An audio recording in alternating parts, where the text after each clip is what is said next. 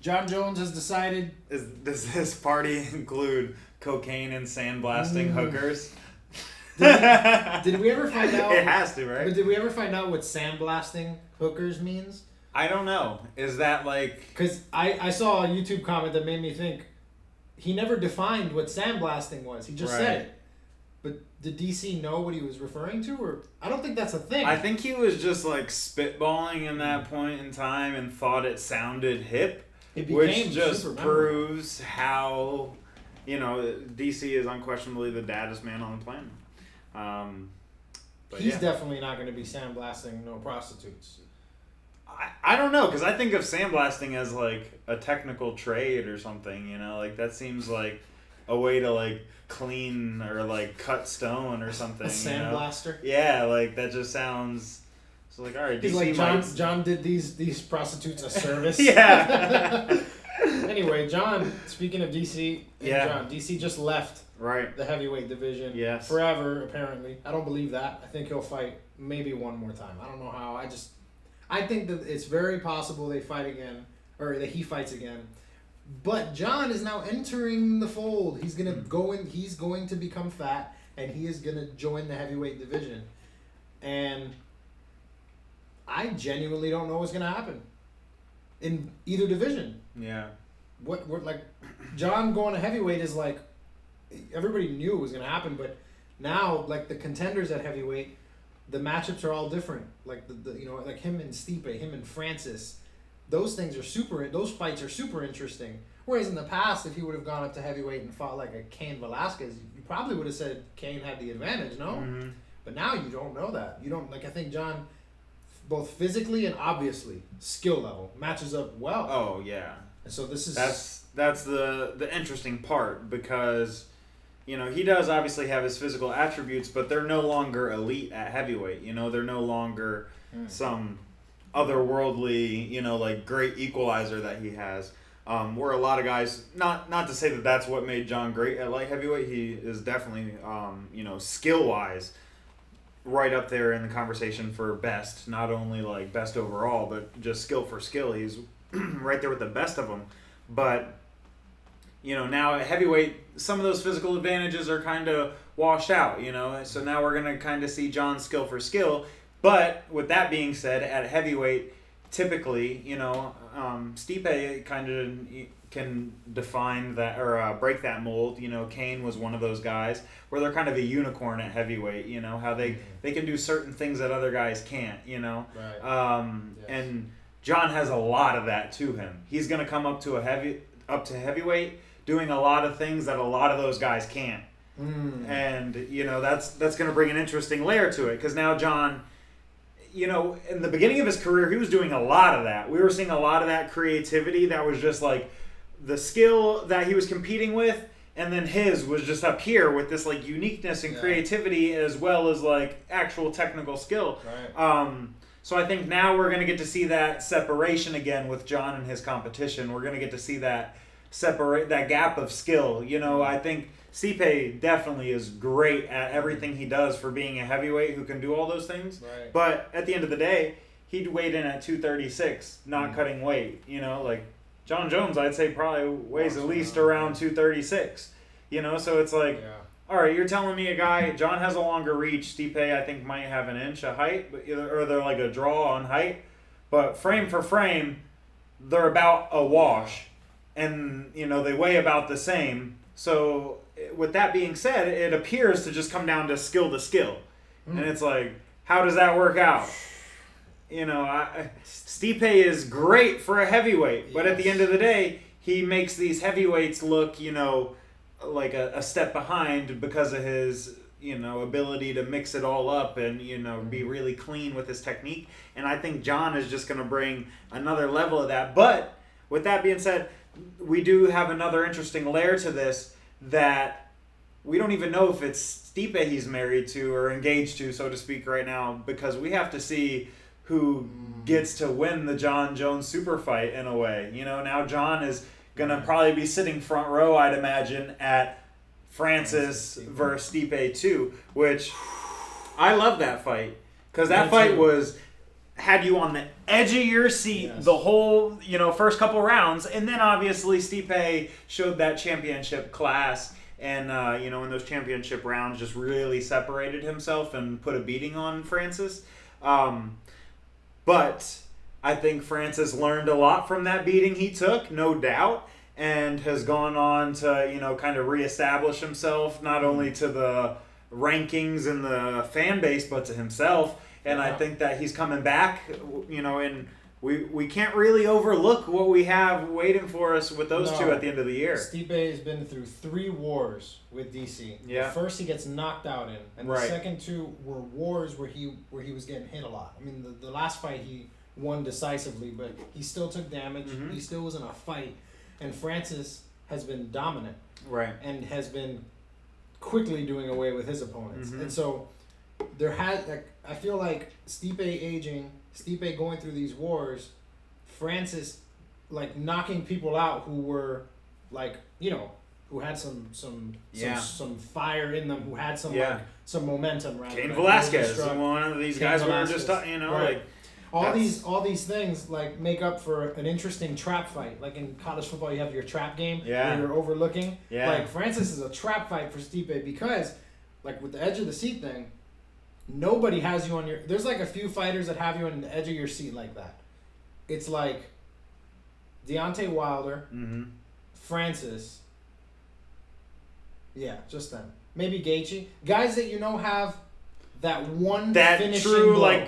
Faraz Zahabi says it, that touch of death. Connor, you have to put Connor in there. You have to put him in there. Yeah. But I've never watched a fight with Connor and had that feeling of he can end this fight at any second with this punch and not wanted him to. The edge of your seat thing kind of implies a part of you doesn't want to see it. You're a little scared almost. With Francis? Right. So for example, Wilder's Wilder's fighting Fury and I was rooting for Fury. So that heightened feeling of this can happen any moment is intensified because you're oh my gosh, he can knock out Fury. I want Fury to win. Yeah. So every time he throws a really hard punch, you're bracing. Yeah, you're slipping on the. Yeah. But with Connor, we always wanted him to win, except for the Diaz fight, the first one, which I got my result then. But in every other fight, we've always wanted him to win. So you're sitting there waiting for it, anticipating it more positively. Right. These other guys, you're ugh. You're I don't want to see this happen. I don't want to see this guy get, just violently mutilated. Right. But Francis has that finishing blow, and once it touches, it literally, it's everybody that it's touched, it's dropped. And so if he's been working. If you don't think he's been working, because look, the 2 guys Francis has been thinking about fighting are 2 of the best or 2 really good wrestlers in MMA, and now 2 of the best wrestlers at heavyweight. And wrestling is what derailed his hype train 2 years ago. So you think he hasn't been contemplating and thinking he's been working, obsessing over that. Yeah. So I imagine that he would have a totally different game plan and would come out and be a very scary out for either of them. Both of them. Yeah. I think we all, at the end of the day, we all want Jones Francis. Let's be honest. We love Stipe. Yeah. I love Stipe. It would suck to see Stipe lose to Francis. Yeah. I'd prefer to see him lose to John. But you're crazy if you don't want to see John and Francis. Francis beats, maybe even knocks out Stipe, and then John and him face off in the octagon, and now it's. The only way I don't think we see Jones versus Ngannou is if Stipe really goes in there and cracks Francis, and we see Francis get knocked out. Ooh. That might that's it. That might really ruin the Francis hype and eliminate him from heavyweight contention. Yeah, because he's already lost twice to the same champ. Right. At that point, he's just waiting. It puts him in a Derek Lewis position where it's you're just the knockout guy who's gonna get the top 10 guys. But in order to get another title shot, you're going to have to win 10 in a row, And that's what the type of situation he would get himself in. I think if he goes in there and gets, starched by Stipe. But other than that, I think if, kind of in my mind's eye, I see that same thing kind of unfolding as we saw in the first one, a couple edge of your seat rounds with Francis and Stipe, and then Stipe ultimately grinding it out and for sure. Proven to be the champion that he is, and we see Stipe versus John. That's just what my logical brain tells me, but at the same time I also know that Francis could just land that bomb, and we could have Francis versus Jones, and it could be one of those bombs that's a weird lands behind the ear You know, when he finishes with punches on the ground, he might not it might not be like a violent. Right. That's the thing. It doesn't have to be some technical exchange where he truly proves that he's a better mixed martial artist than Stipe. You know, not to take anything away from the knockout style. You know, that is an art that he's, you know, perfected and been crafting for years, you know. But I'd like to see Francis face adversity and knock someone out. Yeah, that would be really interesting. Really, we haven't seen that. I would love to see him stuff some takedowns or, you know, get his back against the cage and, you know. Touched up even. And then, break the clinch and land, you know, and that'll, the exchange. exchange. Make the John and Francis fight even better. Definitely. Because I think that if Francis goes in there and knocks out Stipe and then goes and fights John, the only thing it can do is put John over. Yeah, because Francis is not undefeated. Oh, it makes him such a credible heavyweight champ right away. But the reason is because Francis is not going in there undefeated, so it's not like John is facing an unstoppable force. Francis would not have faced adversity and then won, and so the fight is built to a big stage, mainly for John. But if Francis overcomes adversity, knocks out Stipe, and then goes to fight John, both of them can benefit from a victory. Right. Francis wins. Like Francis now, it brings him back to like championship caliber. It's a wash now on that loss that he took earlier. He got it back, and then he did it in dominant fashion, and then he goes and beats the greatest of all time, the undefeated greatest of all time. Right. Because now then it reverses, and now Francis is chasing John. Right now it's like John's chasing the heavyweight champion. But that's going to become reversed in the promotion. It's going to be the champion is the one chasing John. Right. They're going to paint John as the golden goose that they're chasing. Exactly. But they can't do that with a contender who appears without adversity, who has not had because then that person how do you market Francis as chasing the GOAT if he's just been knocking everybody out with ease. Right. But if he this is just the way I see it. If if I promoted it. John has to be the guy that they're chasing to make it interesting because it's like, will John get a 1 on his record? Right. Like a real 1. That should be the actual storyline. Because John going to heavyweight and beating them is the more likely scenario. The least likely scenario is Francis or Steve. But I worry they're going to try to put John over by painting it as if John's doing some insurmountable thing, trying to climb this huge mountain. He's not. I think he's the mountain that they're trying to climb. Yes. And it's so weird to say that about a guy. How he could be the mountain in 2 divisions. A division he's never fought in. Yeah. Like, that John's so good, so transcendent, that he's the mountain to climb at heavyweight. Definitely. But it makes me sad for DC if he wins. Because now it's like, he literally went, me. DC, stumbles down Goat Mountain. Yeah. He was, almost to the top, and then Stipe, shoved him to the side, and then if John, completely takes that leap, oh my God, DC's just stumbling down the GOAT conversation and out of it. You know John's not going to be able to resist making a comment towards DC if he wins. No way. No way. He's going to say something, which is so mean. Yeah, and I think one thing I wanted to add earlier is I think if we get a repeat of the first Francis-Stipe fight, which is kind of what the logical brain would say, Stipe is going to outlast him just with that championship pedigree, and we're going to get Stipe versus John. I think if Francis then goes and knocks out a guy or two in spectacular fashion, he could bounce back from being out-wrestled in a close fight to Stipe. And I think we could still see that in Ngannou versus Jones. I think that's something inevitable at this point because they've had enough back and forth to where they've kind of created their own little rivalry, so you have to give that rivalry its credit. They have a little bit of buzz now. It's twice now that they've gone back and forth. John is so smart. Oh yeah, he's playing all this talk about Francis and I don't know, I would never want to fight that guy. Yeah, John is 1,000% confident. Oh, he plants seeds, but he's ahead of the season, so he knows. All right, I'm gonna plant these seeds, so when this season comes about, I'm gonna have a harvest right right time. He knows he could beat Francis, and he's painting Francis to be somebody very scary. Right. But John, I don't think there's any part of John that is afraid of a Francis fight. I don't think he's worried about the power, because I don't think because the last couple fights have been lackluster with John. If I were to theorize, I'm not in John's shoes, I wouldn't be able to tell you exactly. I think he's been bored.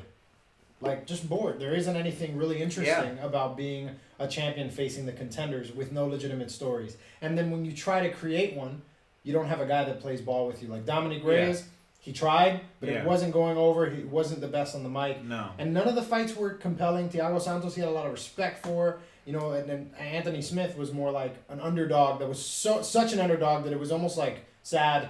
Not sad, but it was almost like John was pitying him in the build-up. But now, John, reinvigorated and excited about a fight, I don't think we're going to see this whole try to go in there and beat them at their own game thing. Right. John's going to go back to like just trying to beat them and doing it in his way. Yeah. And so if he were to fight Francis, I think he would wrestle him. I think he would just try to dominate him in whatever fashion he needed to. Don't think he's going to go in there and try to like prove some point because it's the only other thing that interests him about the fight. Right. Because nothing else in the fight interests him. Like look at the DC thing. He didn't really go into the fight with DC and try to wrestle. He wanted to just beat him as quickly as he could, and he did. And he kicked him in the head, and he chased him down with the look of a pure psychopath. Yeah. Like, go watch that video. Yeah. Have you seen the video, like, in slow-mo? Of him chasing DC after he hurt him? Yes. Yeah. There's an angle that's, like, on the, like, lower in the cage where you can see John's face. And he looks like an animal. He's, like, smiling. Like, it's dark. He's some sort of... Yeah, I don't even want to elaborate on that. I don't want to say anything more about him. Mm-hmm. He might listen to this. Yeah, he might be watching. He might be in that closet. He's definitely the GOAT already, and if he wins the heavyweight championship, it's like... And then at that point, it becomes a little bit boring. Not really. But it becomes boring because there really is no challenger. For the GOAT? Yeah. No challenger for John. For the GOAT conversation or at heavyweight? No. Like, just fight. Like, there's nobody that... I think there's some fun fights for him at heavyweight. But there's nobody that you say... Oh, that's a legit. Here's another GOAT. Yeah. That if he beats John, he's like if Cain Velasquez were in his prime right now. Right. You know that there's another GOAT, potential heavyweight GOAT out there that John will have to see. Here's the thing, though. I think John, he's doing this differently. He just vacated his belt and said, "I'm going to heavyweight." But you think John planted all those seeds for that other crop back there, and he's not going to go back and get it? You don't think he's going to get that Izzy fight? Oh, you think so? You think he's going back down? He's going back down. John's going to come up, be heavyweight champ, and then go back down and become champ. And then come back up. And he could wait for a legitimate champ to establish himself. Let Reyes go on a streak and knock 3 guys out, and then go squash Reyes, and then squash Rumble, because we never got Rumble Jones, and then squash Stylebender, then one more heavyweight fight, and then bounce. Hold on, oh my God. Hold on, because I just thought of something crazy. Izzy moves up and wins the light heavyweight belt. That's also possible. Yeah. He gets tired of middleweight. Yeah. He goes through everybody, because after he fights Costa, who's next? Cannonier? Mm-hmm. Then he fights Cannonier, and then who's next? Not really a lot of guys left. Izzy Till has to happen. Izzy Till, yes, I agree. Will he fight Till before he moves up? Like, timetable wise. Do you think? Because if Izzy moves up and fights for the light heavyweight belt and wins, you have like a perfect scenario for John to come back. And then that fight is viable. Now, Izzy is the 2-division champ. Yeah. Like, if he does it. And going to fight John, and then immediately, like, Izzy is now in the greatest of all time conversation. Right. Oh my goodness. Oh my goodness. Yeah. Now this conversation is getting crazy, and then here's another horse in the race. Oh God, I don't think I can handle it. March. This isn't in terms of that fight, not in that exact race, but in the GOAT conversation. We got Khabib GSP coming up. If all goes as planned. Khabib wins that, I think he has to be the GOAT. Pound for pound. Well, yeah, you could say that just as easy for GSP. You know, either whoever wins that. GSP has lost. So, like... But he's gone back and squashed all his losses, and his losses came at, you know... Definitely, it's not a spotless record, but, you know, really nobody has one in MMA except if Khabib pulls that off and he goes out with these last victories. Listen, that Matt Hughes armbar is probably my favorite, like one of my favorite. Maybe a top 5 submission of all time. Yeah. Like, if for those of you who train or who are familiar, like, GSP is going for a submission on Matt Hughes, attacking Matt Hughes' arm. Yeah. And Matt Hughes just rotates around his body and submits him. And it would happen so fast, you're like, It was like, it looked like he was drilling a move. Like, it was just the most beautiful, most smooth thing ever. Yeah. And it was perfect. And he did it, boom, tap. It was quick. It was like Nate Diaz and Conor. Takes him down, boom, cinches it in, over with. Right. But that specific technique of reversing a Kimura attempt into an armbar was like so sexy. Yeah. And against that guy. Right. That one was even more beautiful than Nate's submission. Not to take anything away from it, but, GSP thought he was in the advantageous position, and then out of nowhere, boom, reversed. He's being submitted, yes. So that was really like a comeback situation there. Jiu-Jitsu is so amazing. Yes. It's like, it's one of those things, anytime you think you have the position, it could just as easily be reversed on you. Yep. And, there's certain positions that are harder to reverse, but that specific thing, like a Kimura, if they have it on you, you can kind of get it on them, right? Right. You have the opening, right. You just have to find it. And I can just imagine what GSP is thinking. Black belt Brazilian Jiu-Jitsu, training with Renzo Gracie at his gym. Like, one of the better grapplers in mixed martial arts is like going for a move he probably does all the time in the gym effectively. He probably was thinking about how this might set up a sweep, how he's gonna panic, and out of nowhere his arm is extended and he's tapping like what.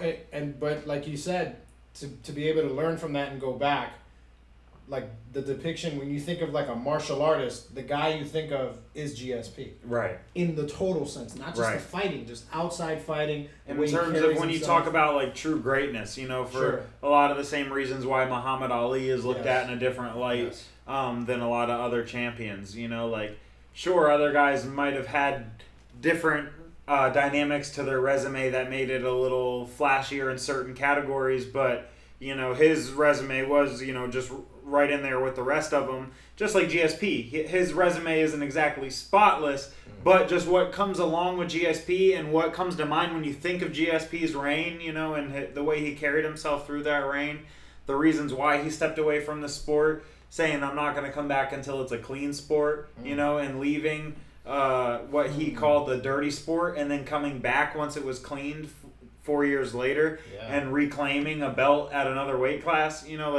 GSP really is in a lot of ways like on another level of greatness than all these guys. He did the champ thing 4 years after his prime, just coming back. Right. Against a very formidable opponent. Right. Like a brawler, and finished him. Right. And didn't go in there and just wrestle Bisping or anything. He went in there and fought a red hot Bisping on the feet in his game, pretty much. And who had just gotten the biggest victory of his life and had already fought so many incredible fighters, like Anderson Silva fight. Yeah. How the hell did he survive that?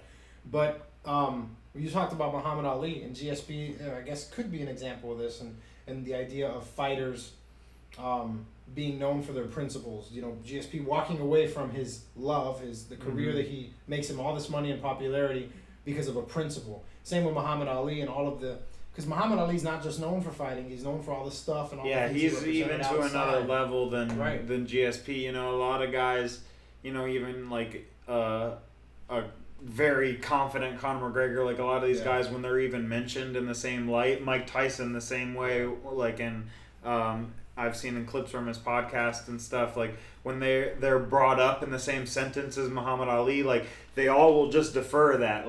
Nobody will take that, that comparison, because it's just like a different place he's in, it's hard to really compare yourself when somebody is that level of greatness in so many ways that transcend even just the sport. But it makes you think, how much value there is in athletes culturally prioritizing principles of theirs and prioritizing social movements over their athletic legacy. We're seeing it today. Literally today. Literally today. In the NBA, all the teams, all the games today were canceled. Because I think every pro sport, MLB and NBA, all canceled their games. I didn't know if did MLB. MLB and the WNBA all just canceled their games. Everybody canceled their games, and who led it was the Milwaukee Bucks. They decided to just not arrive. I think, who are the Milwaukee Bucks playing? Oh, I haven't been keeping up. Dang. The Magic, aren't they? The Magic, yes. Orlando, and because Game 5. Yeah, because the Heat play the winner. Let's go Heat. Anyway, they just decided not to go to the court. Like when tip-off was scheduled, everybody was on the court. They just decided not to show up. And then what followed was every other team doing the same. And the NBA released a statement saying, we're not going to be playing today. And they're protesting a recent shooting that occurred in Wisconsin, I believe it was. I don't remember the exact city. I'm not sure. I believe his name is Jacob Blake. And I don't know a whole lot about this situation. I've read very little about it on social media.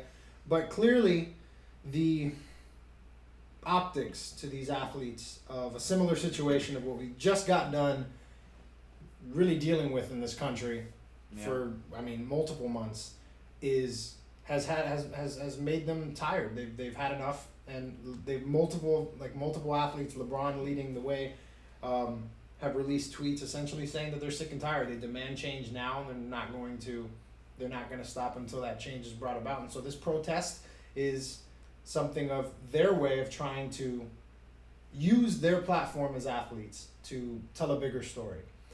And I imagine that when Ali was alive, half the people who love him now wouldn't have liked him then.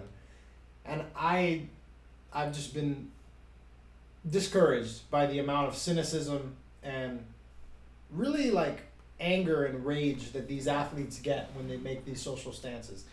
You can argue till you're blue in the face with reason whether or not you agree with all the implications of what they are campaigning for, right? You could do that. But to say that they shouldn't because they're just an athlete or they're rich or whatever other reason you would say that they should not be stepping into that sphere is opposed to the very reasons you like historical athletes. We look back on athletes who have died or athletes from the past, and we cite all of their impacts on society, yet we look at today's athletes with disdain when they try to do the same things. And it's just discouraging because it just seems like no matter what happens in this country, anything that is remotely controversial, remotely divisive, always has to be this extreme, tribalistic, one camp or the other narrative where you can't sit and acknowledge the sentiments of both sides of an argument. You have to firmly entrench yourself on one side. And that lack of nuance, that vigor, that just rage, it's almost like born of anger and self-elevation that my side is correct, your side is evil. Mm-hmm. It's not even that your side is wrong. It's your side is evil if you disagree or do not affirm what my side says. We see this left and right. That kind of attitude, the way we talk to one another, it's so volatile. I don't know how long this is sustainable. The way we are talking to each other. I don't know how long it's sustainable. I think, tying it back real quick to the athlete thing on in this climate, how athletes are taking this into their hands, I think it's kind of a product of the times we're in. Because when I think back, I don't really know, looking back in hindsight, how a lot of these racial things that are coming to the surface, a lot of the police brutality, it didn't come to the surface like it did, or it comes to the surface now in a way that it didn't in the past. Yeah. But when I look back in the past, I remember key moments after 9/11, there was the first sports game in New York, and I just remember games that were happening around then, things were getting shut down and whatnot, but the things that were going on through that, it was it really brought people together, and it gave something for people to bond together and use to get through that time, so in my opinion, I think it would be nice, maybe some of these players could arrange some sort of some sort of voicing, have a voice on the platform, rather than shutting down and not playing through the adversity, maybe find a way to get their voice across while they actually push through this and still do what they love. Because when you think of sports, what is it? It's our passion. It's an escape. It's a way for us, martial arts with us in particular. When you train, it's a way for you to let go all the other BS from the day, and it all just kind of quiets out, and you're really present in what you're doing, you know? And it's like, you know, I think it's in times like these where that's particularly important, you know? Like, yeah, man. If you're feeling these things, you go on social media and you read about a lot of this news and you feel this certain way about it, I guarantee you if you go hit a heavy bag or go to a class, you know, like, it might be hard for you to get into it just because of what's all going on, but once you do it, you're going to feel so much better for pushing through that, you know? I mean, look, I gotta say this. My biggest concern is I'm somebody who naturally is worried about a mob. I worry about the notion of a mob. So I worry about anger and rage, justified in its inception or not. I worry about those intense emotions becoming an avalanche, an unnecessary avalanche upon society. Right. And I worry about the way that the news presents stories to kindle that rage. We don't know what happened in that shooting. We don't. We have very limited information on it other than a guy was shot 7 times in the back and now is paralyzed. Tragic. We don't know what led up to it. We don't know any of that. Now, I do not say that to affirm a position. See, this is what people don't like. This is what I don't like. People try to present ambiguity to affirm a position. Right. That makes no sense. You can't say this is ambiguous, therefore the cops must have been innocent. That's not how that works. You have to present certainty. You have to present concrete evidence to make a concrete point. If you're presenting ambiguity like we don't know, the answer then must be we don't know who was innocent. Right. But nobody does that. What they do is we don't know, therefore benefit of the doubt goes wherever my biases lead. So if I naturally assume that a guy getting shot by a cop was probably done an injustice, what am I going to do? I'm going to take this ambiguous information and reframe it to fit my own narrative, and vice versa.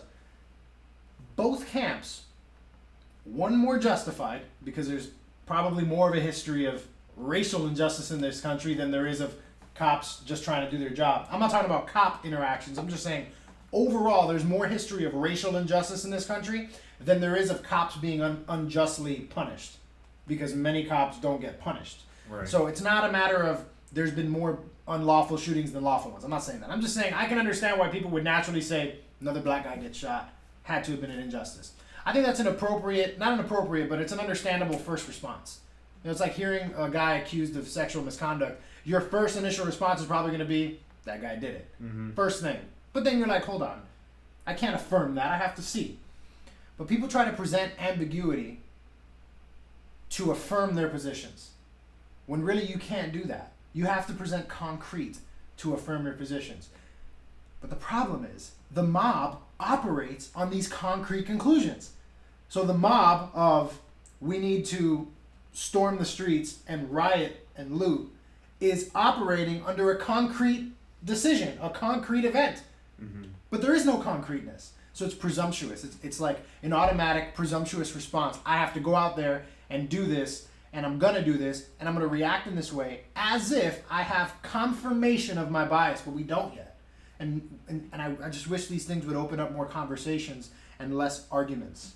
You know, I wish they would open up more of like, wow, it's disheartening to see a guy get shot 7 times in the back. I can't imagine how that would be justified, but I'm not a police officer. I don't know what it is to be a police officer. I don't really know what happened. I'm uncomfortable with this. I don't know what to do with this. I think that's better than just trying to find some sort of narrative that makes more sense to you. Even if that narrative that you think makes more sense to you has historical precedent, doesn't mean it's true now. You know what I'm saying? If you know, a comedian is guilty for sexual assault, as just like you unfortunately broke the news to me about Brian Callen, somebody could easily say, well, look at these other comedians who did it, and he runs with them. He must then be guilty. You can't say that. Right. That's trying to create this like this narrative that is concrete that you will never deny, and then you just adopt every piece of information into it. You never assess and observe it and say, is this even right to assume to begin with? And I say this gently, and this will be the last thing I say. I understand the sentiment of LeBron James. I understand the sentiment of the NBA. I understand the desire for racial justice. But I'm not sure we know enough about this case that would validate a protest. Definitely. And so I think they're contributing to this reactionary state that we're getting into, and it's like, I'm not here to say the reasons why they're doing this are wrong whatsoever, by any means. By any means. I think that, they're definitely the right intentions, but it's like, it's tough. How do you go about something like this? But now you just see how this COVID time and now this thing we have going on with the police brutality, like it's really showing a side of things that it's showing how reactive everybody gets. When one person does a certain reaction, it sets a tone. Now everybody in that field has to do that. Right. If this league shuts down, all these leagues have to shut down. If this happens, all these things have to happen. Right. One team took a stand today, and then the dominoes fell, and every other team and every other league was shut down. Look how bad cancel culture is getting. We're letting social things and all these things be so much more powerful than they really are. And that is social pressure. That's definitely. That is not. My concern is not with people making principled decisions towards protest. My concern is with society responding to the social pressure to protest while never really legitimately feeling the angst of that protest. I did podcasts speaking with people about these issues. I affirm all of the protestable issues with regard to racial injustice. I couldn't affirm them any less. I think that I've reformed a lot of my thinking on that. But at the same time, not every interaction that appears to be one thing is that one thing. Right. To respond as if it is, I think, is more dangerous than waiting. But I can understand the frustration of being on the opposite end of justice for so long, and I can understand how that assumption, that schema. It's another thing. It's a schematic response. Listen. If you are black in America, you probably have a vision of police officers or a vision of the justice system. Maybe not all of them. Obviously, they're not a monolith. There's black cops. Right. There's not a monolith. Black people are not a monolith. Nobody is. But black people who believe that they are genuinely being actively oppressed probably have an image in their head of justice and America and the police, right? This is called a schema. It's what they've organized. If you think of a librarian, what do you think of? Probably a lady with a hair in a bun, glasses. Yeah, nice, right, gentle, bubbly. Yeah, that's a schema. You've organized librarian, which, by the way, there's male librarians, but we don't think of males. You've organized it into an easily digestible archetype. Sentence. Yeah, exactly. These schemas are in our heads. So somebody sees an interaction in the popular culture, sees an event like this, and they will have a schematic response to it. If they are a police officer, chances are they're not going to empathize with the guy that the police officer's arresting, right? Because they have a schematic view of the other side, of perpetrators. Yeah. They've interacted with thousands of people like the people that are being arrested and have had poor interactions with them, developing these schematic responses. So we're looking at two camps of people who are speaking purely from their schematic view of the other, but not truly the other. They're not actually talking to the other. I've seen very few, forums of social activists and police officers on the same stage talking, getting to know one another. Right. One of the things about police police brutality, one of the proposed solutions is you should get into these neighborhoods and get to know these people, know them by name, know who's who, know them. When you know someone, it kind of destroys that schematic bubble box you put them in. But we don't do that. We just respond that way. I do that with socialists. I admit it. I do that. It's just crazy, man. Yeah, I think it's just tough because, that stuff all sounds great. But when you're in this reactive state, it's different. Because now it's just nobody's really reacting based on how they feel. It seems like everybody's virtue signaling or just doing all it. It's just the times we're in, there's a standard set for COVID and everybody has to just follow it, and like Walmart, for example, the way they have like one entrance only open and the way you have to get in, it's like, well, you guys are just funneling everybody through one entrance now, creating way more like face-to-face interaction, less than social distance bubbles happening here. It's like if you had both entrances open and just had this place running normally, it would be the flow of the store would be a lot more social distanced. You know, like people could go in the sections just to get what they need and not have to all go to the same hub. Like it just doesn't make sense. But from the outside, it looks like things are being regulated and controlled, so it's safer. And look how moral they are for doing so. Right, but when you really look at the situation, it's like, hold up. You guys are creating more of the problem. You just want it to look a certain way.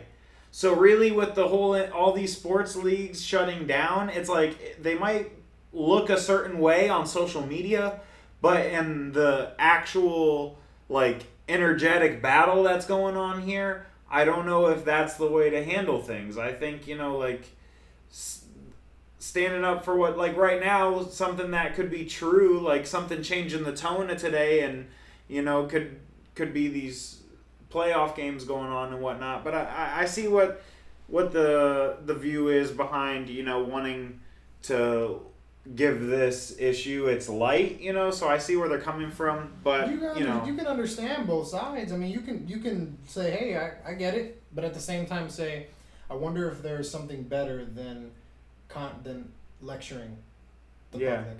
Like, I don't think people respond well to being lectured.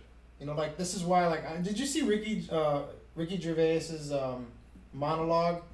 Was it? I think it was the Oscars, or it was the Golden Globes. But he did a monologue. It was hilarious, and it was super unpopular. Like, well, not really. I remember. A lot of people hearing about this. Yeah. And he was just like, "Don't come up here and tell us all your plans for a better world and all of the things. Nobody gives a damn. Nobody cares about your opinion on social issues." And everybody, like in the audience, people were outraged. But all the people watching were like, "Oh my God, a breath of fresh air." Yeah. Because it reeks of lecturing. Like, you're talking to American people like they're beneath you. Like, you are the moral superior, and you are informing them. This is your chance to, like, get the people on your vibration. And, you know, everybody has a little bit of that in them, you know? Course. But it's like, you know, just being aware of it and not, I don't know, it's tough. And it's really tough when it's, you know, like the things that we have at hand, you know, when it's like viruses and racial things. It's like, you just, like, for me, I take the stance, like, I just don't even want to get involved because it's like, I don't need, like, and I don't, people are trying to, like, villainize not wanting to get involved. Yeah, that's another thing. Like, it's like, what? Yeah. The fact that I don't want anything to do with this mess makes me a bad person? You're the oppressor, Joey. Yeah. If you're silent, you are the oppressor. Yeah, it's like, wait a second, what? Like, I don't know. It's weird times. Here's what I'll say. If everybody could just fight, just had to fight each other. Yeah. I think all these problems would be solved. Yeah. And speaking of everybody fighting each other, I want to move on to a couple of divisions, a couple of parallel things we have going on here, a couple of trinities forming, and, you know, they're two worlds, and both of them happen to be the division of the baddest man on the planet, so to speak, and that is the heavyweight divisions of boxing, their trinity being Joshua, Fury Wilder, and in MMA now what we have going on between Francis, John, and Stipe. So it's like we have this really cool thing going on here, and then both of the trinities also have like a fourth man out at the time, being Andy Ruiz and DC. Yeah, it's like if just one thing happens, there's also another guy in the race. But for the moment, we have three in each division. So you know we're kind of seeing the end of the Wilder Fury. Yes. You know they're supposed to fight the end of this year. But still, now we're going to get to see this whole Joshua Fury feud play out. And then I would imagine and hope that one day we get to see Joshua and Wilder fight. You know, I would like to see those three mix it up all three different ways. You know, like, I need to see that. Man. I need to see that. But then in the same way, you know, just as we need to see Francis fight Stipe again because this tear Francis has been on, I need to see Francis and John fight at this point too because of what they've built up. I need to see John and Stipe fight now based off of, you know, what we've seen them both do against DC and, you know, just the best heavyweight conversation now. You know, like there's a lot of things going on in both of those heavyweight divisions that make them so interesting and have so many built-in storylines for like years to come. And then you have Francis Wilder. Yeah. That's like a Godzilla versus King Kong. That's like literally just two monstrous, like, yeah, I don't even know. That. You remember the Brock Lesnar Big Show fight? Yeah. Where they broke the ring? I watched that live. It was on UPN. Yes. I think like they'd have to get like a more heavily supported ring. They got to do that one in like a Hell in a Cell match. Yeah, it's got to be in the cage. Yeah. You can't have them box in the octagon. Yeah. The octagon's proven to be able to support. The audience should definitely be like within like 300 feet away. Yeah. Because someone's head's getting plopped off their body. They should do it like in a circus. Oh, in like a tent? in a lion's cage. Oh, in the lion's cage. This is getting boring. This is getting. We're talking about social issues, and we're creating a whole nother one right now. We should back up. Let's stay away from putting on a circus event where Deontay Wilder and Francis are coming out in cages. Let's stay away from that. Yes, They will levitate down from the rafters. Yes. A la Shawn Michaels versus Bret Hart, and it'll be R.I.P. to. Wait, who died? Bret Hart? Yeah. Bret Hart's dead? Didn't he fall or something? No, that was Owen Hart. Oh, yeah. Yeah. R.I.P. to Owen Hart. Well, anyways. Moment of silence. Anyway, this is getting depressing. Yeah, this has been a depressing episode. Part of it's my fault, but but you know what? I didn't have anything after that. I just wanted to say, you know what? Francis and Wilder. But so when you say there's two Trinities, are you trying to say which has the better? Yeah, which one are you looking forward to going into like? Oh well, that's unfair because I think you're an MMA fan way more. Yeah. But which one is I think the more interesting one is in boxing. Because all three of those guys are superstars. Have that pedigree. All three of the guys in MMA are not superstars. Stipe is not a superstar. Like Francis is not yet a superstar. I think in their own worlds though they are. In MMA, because I think at the end of the day, out of everybody I know, people know just as much about those MMA fighters as people know. I mean, granted, I have, a confirmation bias being in an MMA world too, but I'm certainly more interested in the fights in MMA because the stylistic differences. But as far as like the spectacle, the spectacle, like a Joshua Wilder fight would be a huge spectacle. Yeah, like, Fury Joshua is going to be those accents going off. I'm sure they're doing a world tour. Dude, they got Fury in general. Any Fury fight to me is just an automatic needle mover. Like he is phenomenal, and he beats Wilder again. That's phenomenal. He can do it too. That guy. I tell you what, people are all butthurt about 2020 being what it is, but 2021 we're gonna have like. These mega fights are going to be able to materialize by that point. We're thinking about Izzy John. We're thinking about GSP Khabib. We're talking Conor coming back next year. We have all these huge things. Just think of how big these media events are going to be once we finally get that buzz again. Like every spectacle is just going to have that like. I don't know how you look back at things with a nostalgia effect. We're going to have that, so it's going to be like. We're getting I don't know. It's going to be novelty and nostalgia. It's a shame it's not going to happen because the world will end December 31st, 2020. But it is something good to look forward to. Like maybe if we like do a creative player in a game, we could pretend it's 2021. Yeah. But unfortunately, we absolutely death to all worlds. Yeah, we're not surviving 2020. No. The rapture is upon us. I'm good with that. I am good with that. I'm just going to come out and say that publicly. I would prefer it that. Goodness. Yeah, this has been listen.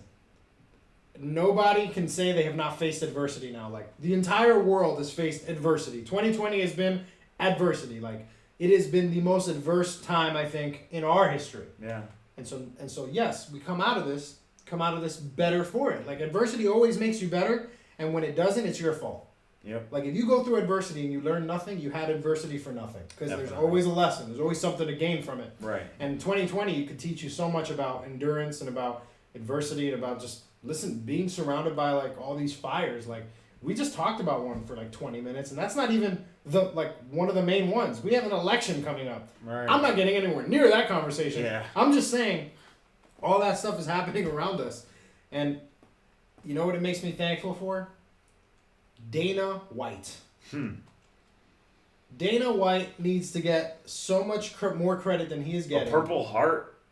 I feel like he's running through a battlefield with like 3 gunshot wounds and still just like picking out guys out of trees in ghillie suits. Like, dude, Dana White is like... He's just like COVID and then boom, just like, here's a Frankie Edgar fight. You're like, oh! You're like, wow. It's like, just when you thought he was slowing down, Pink has not even started yet. And Dana White's the only person I know the only person that I've seen that is, like, has this attitude like nothing is going wrong. Everything is fine. We're going to be okay. This is all positive. Like, he really just does not care about any of this, and he's making it happen. And he's giving us something to be excited about. Super. A lot of people want to, like, shell up to the virus, whereas he wants to know, how do we, like, eliminate the virus? I think Dana defeated the virus. Like, they fought. Like, the virus has gotten other people, but, like, the UFC fought the virus and won. Yeah. Like, clearly. Yeah. Like, even more so than, like, Major League Baseball and, like, other leagues. Like, right. The only one who can compare to it is, like, what the NBA is going on. Soccer. But I don't know. I might just be out of the loop. But to me, the NBA has kind of lost its edge. Well, all the ones that have the bubble have combated the virus well. But as far as entertainment value, UFC has dominated. Like, this is going to help.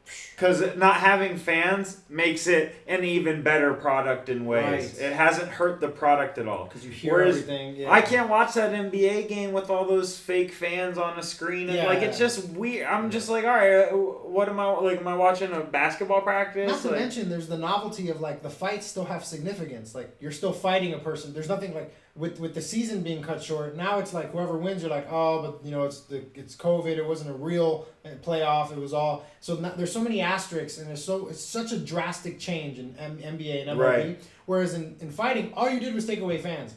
The content remained the same. The press conferences weren't live, but they were still pressers. The fights weren't with fans, but there were still fights. Yeah. Nothing about the actual sport changed, whereas all these other leagues had to adjust their schedules, change their playoff structure, shorten their seasons. At the end of the day, it's just a fight between two people. That's the easiest thing to do. And another thing is, too, that just came to me is another element that fighting isn't missing that the other sports are, is every team plays in their home city. You know, like a lot of the in-between transitions in sports are views of the city, zooming in on the stadium from an outside perspective, like showing you the atmosphere that they're playing in. The atmosphere is a really big thing in team sports. Yeah. Whereas in fighting, it's more neutral ground. It's fighters from all over the world fighting in an arena, typically in like Vegas, where like nobody is a native for the most part, you know? Sure. So it's like, absolutely, fighting is a different thing, whereas it's like, all right, there is none of that like panning through the city and then zooming in like in between the fights. You know, they kind of had it with Fight Island, which added its own element for sure. It did. But, you know, with the UFC, they're not missing an element without having the fans, really. You know, like, kind of. You know, maybe some fights you're like, oh, maybe some fans would be cool here. But for the most part, the UFC is focused on the fighter the whole time. You know, in between, they're not showing you shots of the city. They're showing you shots of the fighter talking trash or a highlight leading up to the fight. What you lost is the back and forth between fighters, but now it looks like they're starting to change that. They DC Stipe got that. They cold opened their first in-person presser. Yeah. Because you know they're gonna do it with Izzy Costa. They have to. You know it. And here's the thing. I'm depressed we missed. We would have got like a little world tour or something out of that. Yeah, I think so. And they would have built that up into something else that really would have put Izzy over. Now Costa's Costa's English is not helping their interactions. No. But their just general hatred for one another. Yeah. It oozes off of them. Yeah. So you have that. It's like a little Connor Aldo-esque. Like. But where you Connor Aldo had like this layer of sophistication to it. True, and this like is a little different. Methodical games going on. Yeah. Whereas like this is just immature. You like Izzy, he comes from overseas where they love throwing out cunt. He's like, oh, you this cunt, you swollen cunt, like you juice monkey, like all this stuff, like. I think that's the worst thing to call someone. A juice monkey or a cunt? Yeah. I think that's the worst thing to ever call someone. It's such a, but depending on who says it, it can sound so sophisticated. Yeah. But it's so offensive. When you hear like European guys drop it, like oh damn. You cheeky cunt, like just casually, like kind of like talking to their mother. It's or like, and it's like in a positive way, and you're like, how did they just make that sound good? Yeah. Like what? And I'll tell you what though, Izzy and Darren Till would be fireworks on the mic. Yes. Fireworks. Yes. Both are so good on the mic with what they do. Eloquent, different vibe. Yeah, like whole you know, vibe. It brings a whole like. What do you think of Izzy's whole vibe right now? Because I feel like, so like he did one interview and he had the Versace robe that's literally gone through every fighter. Yeah. And when I saw that robe, I was immediately, the energy left all my body. Even when I saw Jorge wear it after Connor, I was oh my gosh. You know Jorge. how much, you know how much I love Jorge, but I thought that was a little corny. Like, and then he broke it out again at Fight Island. I thought it was, I didn't think it was, like, I thought it could have played, but Connor didn't, like, it seemed like he was trying to get Connor's attention for a call out. Yeah. But then when Connor didn't call him out, he kind of left played George. Him down. Yeah, he left George hanging. Yeah. Like he had the setup, like, oh, I'm wearing your same robe, like I'm trying to get you to play ball, and Connor was like, no, and he made more of a general thing to them. Yeah. But I don't like that robe, man. I feel like it's I don't know. I'm not hating by any means, but when I saw Izzy wear it, I actually saw him take it off mid-interview. I wonder if somebody was watching the comments and saying, "Hey, Izzy, it's not playing." Like, you think like it's possible, right? Like he's doing his media, and then like he's like, "Hey, if you look at the comments and you see they're roasting me or they have a problem, just give me a signal, and I'll just take that bad boy off." Because he just abruptly took it off. Yeah. Like he just took it off and just kept talking with the interview, and I'm like, "Why would you take it off?" Maybe he was warm. It's possible, but it wasn't playing very well with the fans, and a lot of people were a little bit put off by his arrogance and the way he was talking. It just seemed like he was trying to play this persona that we really don't need anymore. Yeah. Already established. He could just be, a little more authentic, a little more grounded now, and I think we'd still get the same result. And it's actually making me, dude, for a split second, like Izzy became the antagonist and Costa became the good guy. Yeah. For a split second, I'm like, I want Costa to win. Yeah. It's like. Yeah. But that's not how they want to build this. They want to build Izzy as like the schoolyard kid who's skinny, who's fighting. But Izzy is like turning it. He's he's bringing himself into this new role where he's like the stuck up like jock who bullies the nerdy kid. That's like the vibe he has, but he's trying to be the nerdy kid. It's like you can't. He has a bully vibe. He doesn't have a nerdy kid vibe. Right. He likes anime. I'll grant him that, but that doesn't mean he has a bully vibe. Right. 100%. The way he talks about the fighters he's gonna fight, he talks down to them like a bully would. So I don't. Aside from his frame, I see him being the aggressor in terms of the talk, and I see Costa just saying the only things he knows to say in English that are insulting. I don't actually. Did you see what Costa changed his name to on Instagram? No. King of Bitches.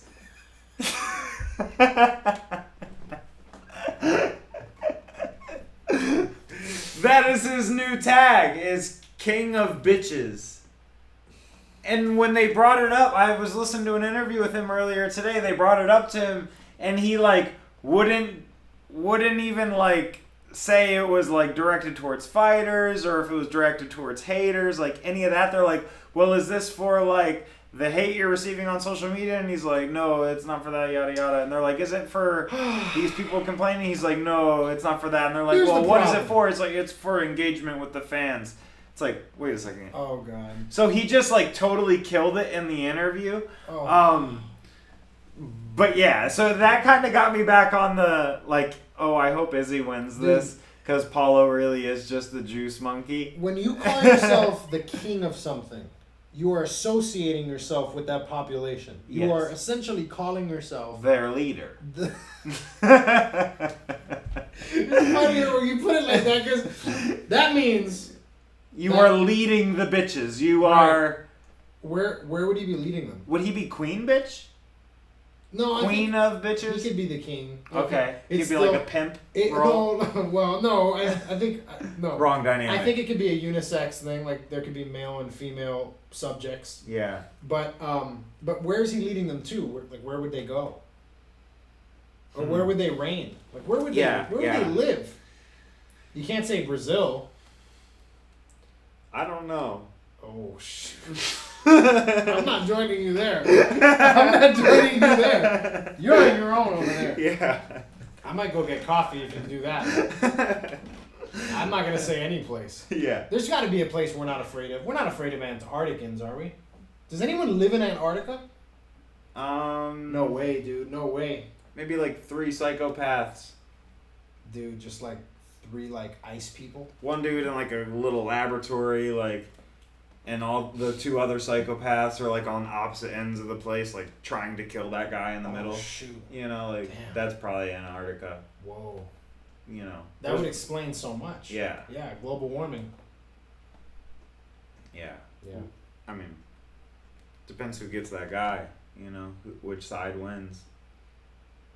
Is it East versus West or? Yeah, down there, I don't even know what's up and what's down. It's a whole different game down there. Yeah. Dude. Forget it. We're never gonna understand that lifestyle. No. Yeah, that's brutal. Anyways, moving on to our dream matchmaking. So. Well, let's first introduce this. So this is a new segment. Yes. Called Dream Matchmaking, as Joey spoiled the elaborate introduction that I had planned. Put the doves. Spoiler alert. I had doves planned for this, but dream matchups. So we are going to give you our dream every week. We're going to provide for you one dream matchup, like MMA, fighting in general. It can be anything, right? But I think we'll keep it to fighters. We're not going to do like Barney versus Big Bird. Yeah, here's one thing though. We can tweak the rule sets. We can tweak the rule sets. So you can, well, not necessarily. Yeah, you can tweak the rule set. Yeah, we have to because you could pick, you know, what rule set you want it under. You want it boxing. You want it kickboxing. So we have to have a preset. So boxing, kickboxing, grappling, MMA. Yeah. Is that fair? Those 4. Street fight. I have 2 matchups and neither one are fit those rules. Just pick whatever one you want then. We're going to pick whatever one we want. We're going to just throw together a fantastic card of fantastical. Yeah. Yeah, we're going to build a dream card. We're going to do this. So should we start with your fight? Yeah. Yeah, I think so. So my fight is none other than Conor McGregor versus Rickson Gracie. World Tour. Valetudo. This is like the mystic versus the myth. You know, Rickson is kind of like the myth. You know, people don't know. You know, 410-0 in fighting. Can you imagine? Promotions. Can you imagine the press conference of Rickson the trash talk? Are we talking prime Rickson, like time machine dream matchup? We're talking time machine, bro. Prime. I'm talking Rickson in the freaking ice waterfalls doing his breath work, freaking See, I think master samurai. No, I think Conor plays this up because Conor has that Conor's 100%. Good at seeing it from the outside. So Conor, his whole pre-fight build-up would just be him playing touch butt in the park with that dork. No, I joke. Him with Ito Portal, his movement coach. So they would both be doing all this weird niche stuff. Yes. Just bringing the fight to this weird mystical, Shaolin monk, Bruce Lee versus Chuck Norris type. You know, that's the type of vibe we would get from that. It would probably be the greatest martial arts fight you could put together. Two guys who are mystical, and then think of the mic work. Forget the fight. Think of the mic work because both of these guys are going to be speaking from centered places of conviction about why they're going to beat the other guy. Yeah. They're going to be pointing out faults in the other guy, and they're both going to speak. They're both wildly popular, so there's no good guy, bad guy, or popular, unpopular. And Conor's not getting under Hickson's skin. That's not happening. Nothing Conor could say to Hickson's going to phase him. If he couldn't phase Nate Diaz, he's not phasing Hickson. Hickson is fully present. Hickson made what Conor's doing, I think, in mixed martial arts famous before Conor. That present-minded, soothsayer, calm martial artist speak, that was Hickson. Yeah. He got that from Hickson. I know he watched the Choke documentary. Oh, yeah. I know he watched the Choke documentary. Yeah. And so I feel like... If you haven't watched the Choke documentary, you're not a real fight fan until you go watch that Choke documentary. It's an hour of gold. It's on YouTube. Yeah. Choke, it's the story of Hickson Gracie. It's probably one of the best. Not his entire story, but... his run, his final... It's a real good encapsulation of his greatness. Now go watch that and tell me that a build-up between Hickson and Conor wouldn't be magic. Actual, tangible magic that would make you believe in magic. Yeah. Because the countdown would be that style. It would be weird music in the background that kind of makes you feel like you're watching Pokemon or something weird. That would be something else. All right, I have one for you that is going to blow your mind. I'm going to give you the rule set first. Oh, boy.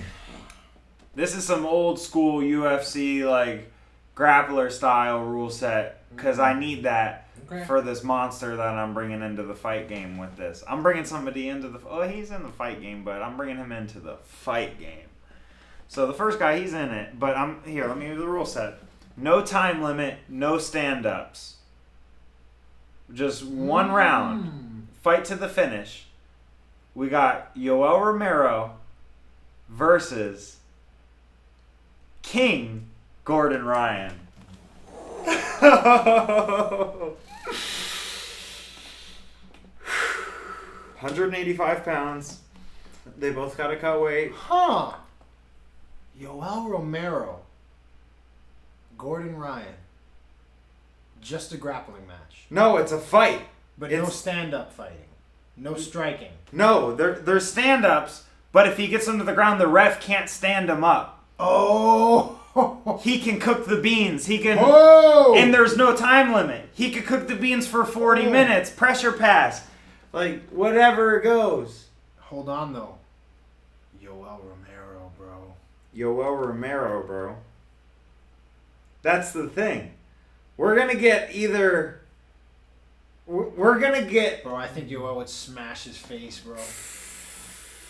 I was going to... So hear me out on this. Though. That's tough. I was going to make this a combat jiu-jitsu match at first, but I was like, I can't. Gordon just smashes him. You think? And combat jiu-jitsu, no slaps till you get to the ground. I think by the time he gets to the ground with no gloves on, and Gordon slaps really... aren't gonna finish you. Yeah, I think Gordon is just... Okay, I can give Gordon the advantage there for sure, 100%. But a fight against Yoel Romero, Gordon's not a wrestler. How does he create that grappling interaction? Yeah. Yoel can box.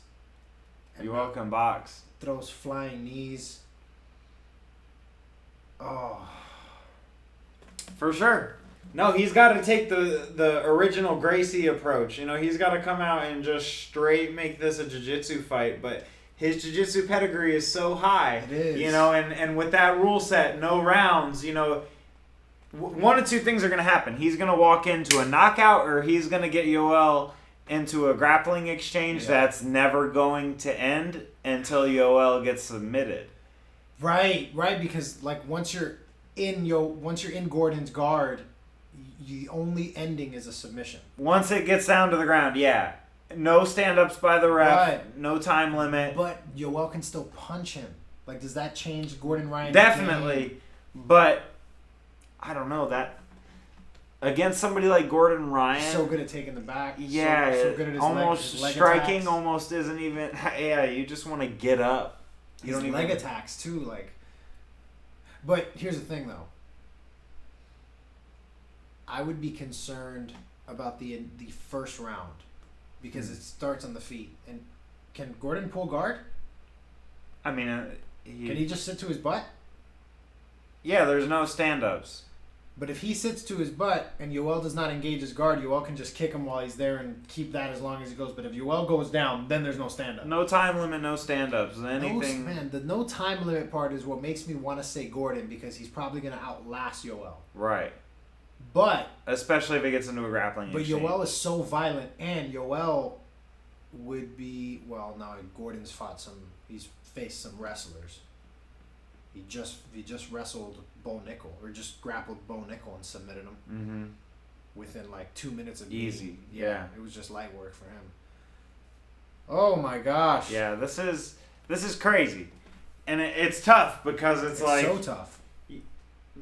Right now, and just to let you guys know, we're not here to predict these fights. Like, just presenting them. In fact, this is just matchmaking. What do you guys think? Yeah, who do you think wins these matchups? For those of you who don't know, Gordon Ryan is the #1 no-gi grappler in the world.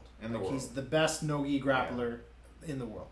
He does not compete regularly in the gi, but he is a black belt in the gi. But as far as no-gi is concerned, he's dominant.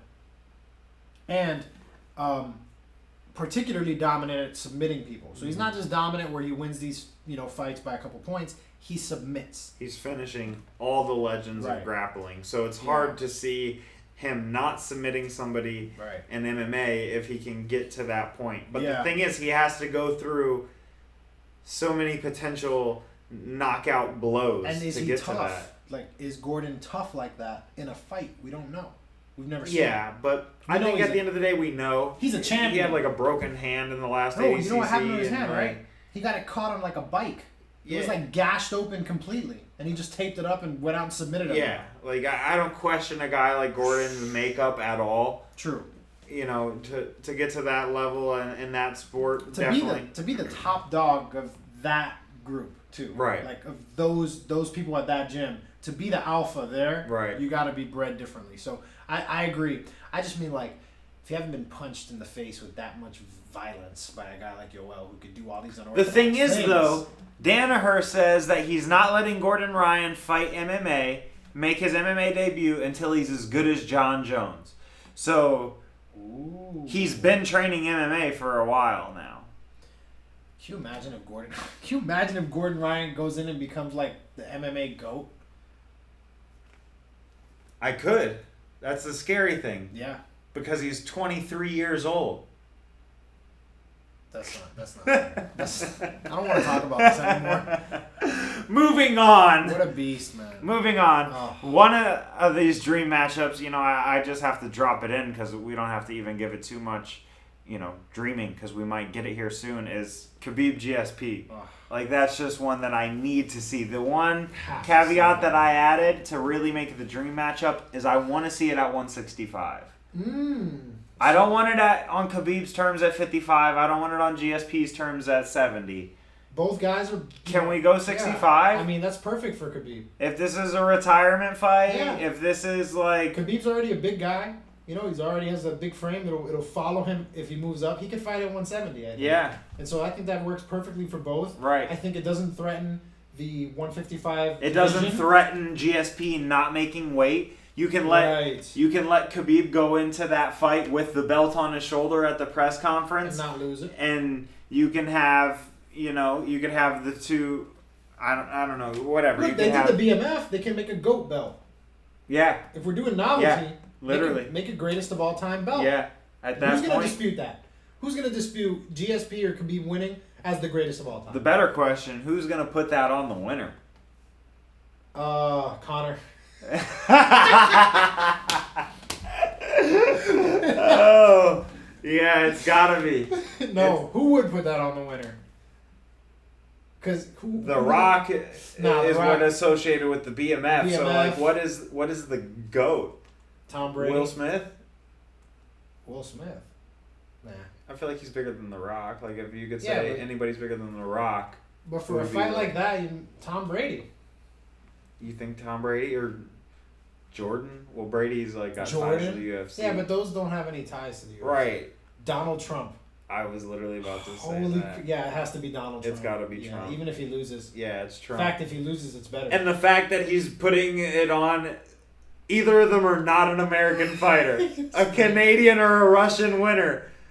Vladimir Putin? Dude, what are the odds that like one of them turns around and starches Trump? GSP, no. I see like... Khabib smashed that guy. Oh, yeah. Yeah, he smashed. For Putin, I smashed this guy. I'll tell you what. You can make Khamzat Chimaev put the belt on them and then just win it right after by fighting them. Yeah. Yeah. We got to see a couple more out of Khamzat. That's true, yeah. Super high on Khamzat, but we need to see, like... I'm betting on him, but I want to see him face a real contender. Yeah, we need to get him in there against, his last fight that was impressive at 170 was against a guy making his UFC debut. He should fight Woodley. Woodley needs to find himself. Woodley needs to go on a silent retreat. He needs to rap. He needs to fall in and out of love with rap and get... I feel like... You think that's where his... No. You think that's... I'm not saying that's it for him? No, I meant he needs... I meant he needs to wrap it up. Is what I meant. Yeah, he needs to wrap it. I think he's not interested in fighting anymore. Yeah. But maybe, who knows? He might make a huge change and come back, and you never know, man. Yeah. Are we doing Fight Corner roll? I have one for you. All right, so we're just doing one today? Yeah, we'll just do one. All right. This one's pretty good. Fight Corner roll. Bruce Buffer. Mike the Situation. And Zac Efron. Oh, this is so hard. This is hard. I'm cornering Bruce. Yeah. Because I want to beat up both of those other guys. All right. So I'm cornering Bruce Buffer because all I'm going to smell is cigarettes, and because Bruce Buffer looks like he just smoked a few heaters before he goes out there. Yeah. He's got a couple of stoves in there. He just his neck is red. Yeah. He's just so intense. But I feel like hanging with Bruce Buffer, bro, you eating free everywhere. You're meeting everybody without having to really long-term interact with them. And everybody respects Bruce Buffer, so you get that by osmosis. Yeah. The Situation, I would like to grapple. I would like to roll with the Situation. Reason being, because people like that are very fun to control. Yeah. They're so fun to just... It's so fun to cross-face that particular style of an individual. Yeah. And then Zac Efron, you get a lot fighting Zac Efron. He's very popular. He will probably be the favorite just because he's famous, but then you can just beat him to a bloody pulp, and then boom, you take all his hype. Yeah, I think Zac Efron's like the no-brainer to fight just because how big of a star he is. Yeah, you have to. That's the headline right there. That's the money fight. But I don't know. I feel like I can't fight Bruce. You can't do it. You're now the black sheep of MMA for eternity. Because then he has to announce himself, announce you, and then you beat him. And then announce you winning. Right. Not cool. We can't do that. So, dang. I thought this was a really interesting one, but I kind of have the same answer as you. Well, don't worry, because I have one next for you. I just thought of one. Okay. That will absolutely be different. Well then, I'm gonna roll with the Situation. Just that's gonna be hilarious. I remember the episode of him and Ronnie fighting. I don't know if you were a Jersey Shore enthusiast. I never watched it, but I've seen the memes. Yeah. Well, let me get your Fight Corner roll. What you got? We have Barney. We have Big Bird. And we have Elmo. I ain't fighting Elmo because I ain't cutting to that weight class. Yeah, that's a tough cut. Yeah, that's a cut. Yeah, but you're giving up some weight though if you fight Barney or Big Bird. Yeah, Barney, I gotta eat to get. I am deathly afraid of birds. Like birds freak me out. Not like deathly afraid of them, but like they freak me out. No, like those cranes are chill, but like birds in cages, like that people own as pets, like nah. They're all like spastic. Nah. You walk by them. Yeah, they're like. I hate that. Yeah, I want to like sit on you or like bite your finger. Like nah, like I'm good on that. So like eat you. A massive one of those, no thanks. So I'm really not trying to fight or roll with Big Bird. I'm gonna like corner Big Bird and not show up. Yeah, so that's weird. Yeah, I already just doomed myself because I said I wouldn't fight Elmo, but how do you fight Barney? Like, I mean, honestly, Barney's a creep. Wasn't Barney like a pedophile and shit? Yeah, fuck that, Barney. Yeah, Barney. Yeah, I think you just broke that news here for the first time. Yeah, I just broke the Hollywood pedophile ring. Barney. It starts with Barney. It started with Barney. Wow. Yep. Stay woke. So you're fighting Barney? I'm fighting Barney. And you're rolling with Elmo. See, this is tough because all three have very interesting fighting styles for sure. Yeah. And stylistically, I think I match up best with Big Bird. But like you said, very, very tough opponent for anybody. Yeah. But I feel like I can get in there and I think I can overcome him with my techniques. I don't think he has good balance. Seems like a guy wobbles. I think can easily set him off balance, take him down. Poor takedown defense. Yeah, it does not. I don't see Big Bird as a guy who's the Stefan Struve of the world, you know? Yeah, he's not sprawling on my takedown. No. He's getting taken down, and then that's it. I'm just going to maul him. I see you versus Big Bird. I see Randy Couture, Stefan Struve. Or what was it? No, Stefan Struve. No, it was Silva. Yeah, sorry. The Stefan Struve of the generation before. Big, tall, lanky guy. Yeah. That is just not going to be able to prevent his legs. He's just going to go in there, get under him, and dog it out. You know, like DC in that Strike Force tournament. That's and Big Bird. I'm finishing Big Bird via Kimura. I'm Kimuring that wing. Wow. Yeah, and then I'm cooking him. Wow. But and then that means I have to. Dude, I'm cornering Elmo. I mean, come on. You get to hang out with Elmo. Sesame Street. And whatever guy has his arm up his butt. You get to hang out with both of them. Wow. So, like, you got a power squad right there. And if you're with Elmo, you are with the whole Sesame Street. Like and that guy has one more arm that he could put up your butt.